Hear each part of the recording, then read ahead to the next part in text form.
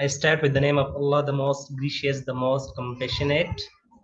This is Shahid Mahmood, MLT 8th semester.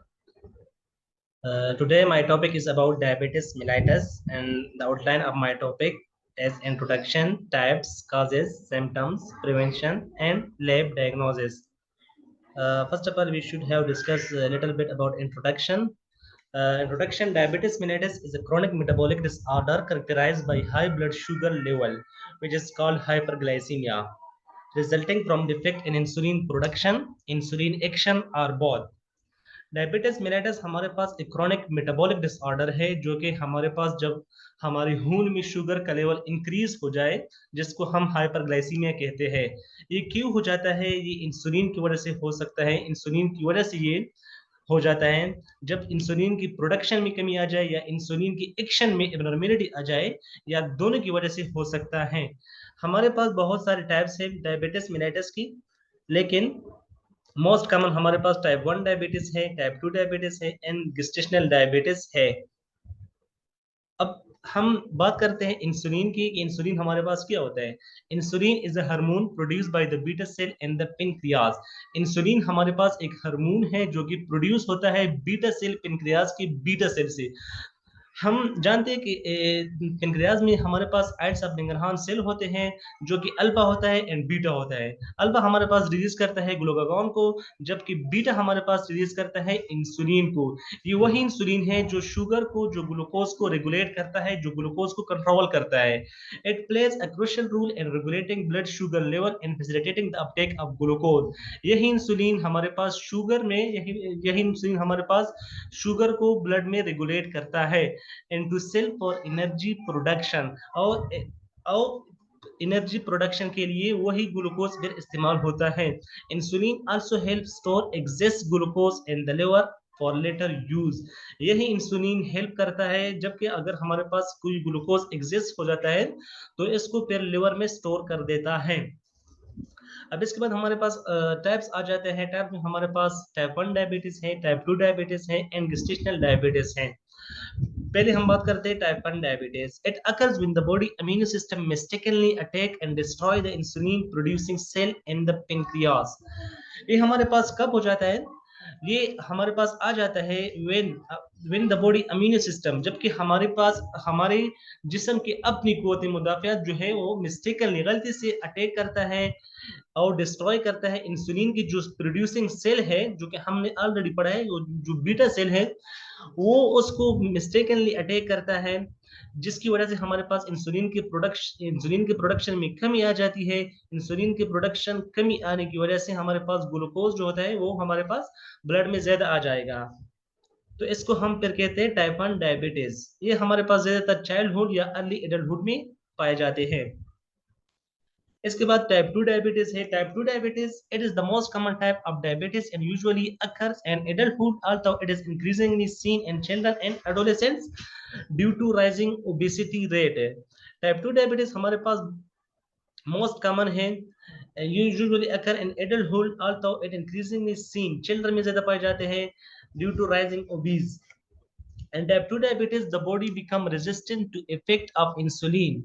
Type 2 diabetes में हमारे पास ये हो जाता है कि जो इंसुलिन की प्रोडक्शन तो हो रही होती है, लेकिन इंसुलिन सेल जो होते हैं, सेल इंसुलिन को रेजिस्ट करते हैं। सेल अंदर नहीं इनोर करते कि इंसुलिन अंदर जाए और ग्लूकोज को मेंटेन करे, ग्लूकोज की ब्रेकडाउन हो जाए, ग्लूकोज को रेगुलेट करे, जिसकी वजह से हमारे पास इंसुलिन जब अंदर नहीं जाएगा तो ग्लूकोज हमारे पास ज्यादा आ जाएगी। It is often manage with lifestyle change. ये हम किस तरह मैनेज करते हैं? इसको हम मैनेज कर सकते हैं with lifestyle change, such is healthy diet. अगर हम हेल्थी डाइट करें, रेगुलर एक्सरसाइज करें और वेट लॉस करें तो इसको हम मैनेज कर सकते हैं। इसके बाद हमारे पास गेस्टेशनल डायबिटीज है।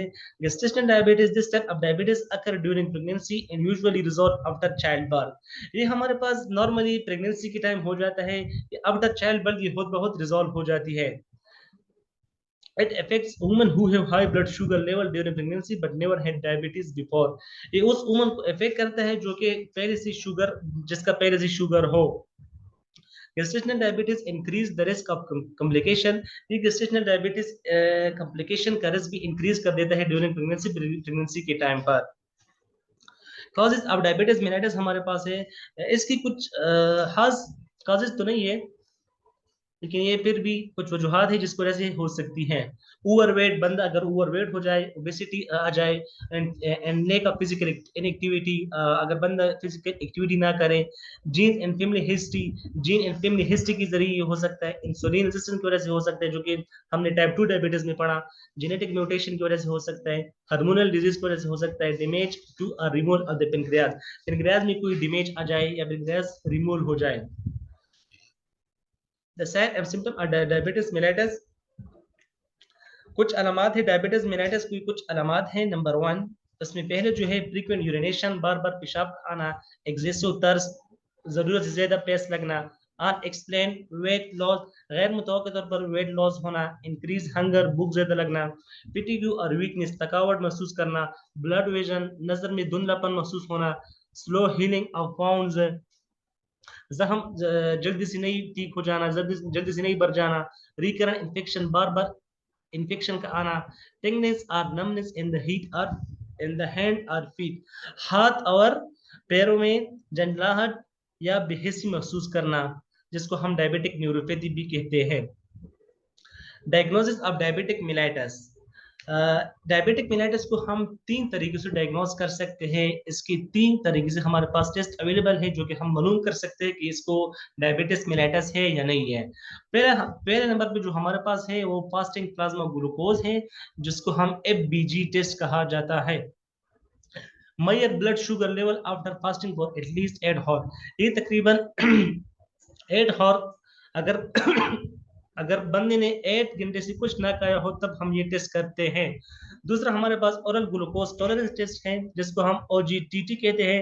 इसमें हम ब्लड में शुगर लेवल देखते हैं, या तो 2 घंटे से पहले खाने से या आफ्टर 2 आवर्स, या खाने के 2 घंटे बाद। ये हम नॉर्मली प्रेगनेंसी में करते हैं, प्रेग्नेंट वुमन में करते हैं उसको हम, जब उसमें शुगर का लेवल चेक करते हैं तो इसमें OGTT करते हैं। तीसरा जो हमारे पास है वो ग्लाइकेटेड हीमोग्लोबिन का टेस्ट है, जिसको हम नॉर्मली लेबोरेटरी में HbA1c टेस्ट के नाम से जाना जाता है। इसमें ये होता है कि इसमें पिछले 2-3 माह के एवरेज आपको मालूम करता है कि पिछली 2-3 माह में आपका शुगर का लेवल कैसे रहा है। इसके बाद ट्रीटमेंट ऑफ डायबिटीज मेलिटस है। ट्रीटमेंट अब डायबिटीज मेलिटस में पहले लाइफस्टाइल मॉडिफिकेशन है कि हम अगर लाइफस्टाइल मॉडिफाई करें, लाइफस्टाइल को चेंज करें तो हम इसको मैनेज कर सकते हैं। पहले उसमें है हेल्थी ईटिंग है, रेगुलर फिजिकल एक्टिविटी है, वेट मैनेजमेंट है, are crucial for diabetes management. ये वेट मैनेजमेंट डायबिटीज मैनेजमेंट के लिए बहुत जरूरी है। दूसरे नंबर पर हमारे पास मेडिकेशन है। Medication depending on the type and severity of diabetes, medication जो है ये डिपेंड करता है, ये इंहिसार करता है डायबिटीज की टाइप पर और डायबिटीज की सिविलिटी पर। डायबिटीज है, शुगर है, लेकिन शुगर इसका कितने दर्जे पर है। वेरियस बहुत सारे ओरल मेडिकेशन भी यूज होती है। इनके अलावा इंसुलिन भी आती है, इंसुलिन थेरेपी इंसुलिन थेरेपी भी इसके लिए प्रिस्क्राइब की जाती है। इसके अलावा ब्लड शुगर मॉनिटरिंग है। अगर आप इस तरह भी इसका इलाज पॉसिबल है कि आप डेली रेगुलर इसका शुगर का मॉनिटर करें, डेली शुगर का चेकअप करें। एजुकेशन एंड सपोर्ट है, diabetes self management education and support programme से भी हम इसको कंट्रोल कर सकते हैं, मैनेज कर सकते हैं, इसकी ट्रीटमेंट कर सकते हैं। Provide knowledge and skill to manage the condition effectively. ठीक है। इसके बाद हमारे पास प्रिवेंशन ऑफ डायबिटीज मेलिटस है कि हम डायबिटीज मेलिटस की बचाव कैसे कर सकते हैं। Eating a balanced diet rich in fruits, vegetables, whole grains and lean proteins, while limiting processed foods, sugary drinks and high fat foods. Engaging in regular physical activities such as brisk walking, cycling or other exercise. Maintain a healthy weight or losing weight if overweight or obese. Avoiding tobacco use and limiting alcohol consumption. Regular health checkup to monitor blood sugar level and other risk factor. ठीक है, तो ये सारे prevention के लिए जरूरी है।